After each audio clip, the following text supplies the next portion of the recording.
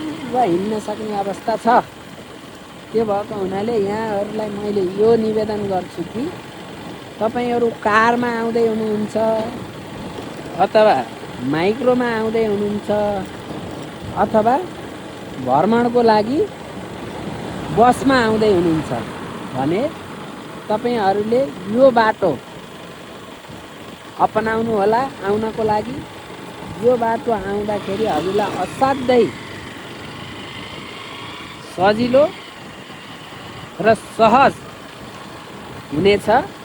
मैले हजुरलाई थोरै देखाउँदैछु। यहाँबाट हामीले अर्को पारी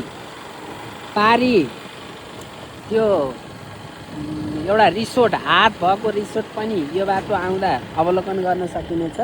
र यता तपाईँको यो भिलेज कास्की पोखराको सरङकोट 18 को पहिलाको गाविसलाई पनि यहाँहरूले अवलोकन गर्न पाउनु हुनेछ। र त्यस्तै गरी त्यताको बाटोभन्दा यो थोरै दूरी लामो भए तापनि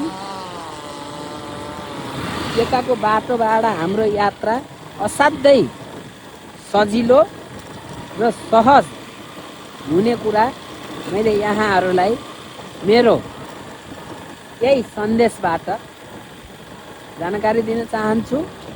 र यसमा यहाँहरूलाई विशेष गरी यो बाटो आउँदाखेरि हुने फाइदाको बारेमा मैले दुईटा कुरा यहाँलाई बताउन चाहेँ कि हामीले पक्कै पनि यो भेगको भिलेज जुन गाउँ छ गाउँलाई अवलोकन गर्न सक्नेछौँ, जहाँ कि डिलमा घर बनेका अवस्था छन्। र हामीले यताबाट फेरि हाट भएको एकदम चर्चित ठाउँ जुन त्यो एउटा होटेल हो, त्यो होटेललाई हामीले यहाँबाट अवलोकन गर्दै तालको दृश्य पनि देख्न सक्नेछौँ। तर आज मौसमको कारण यहाँ ढुसी अलि धेरै ढुसी भएको कारण त्यसलाई हामीले के गर्न सक्छौँ, देख्न सक्दैनौँ।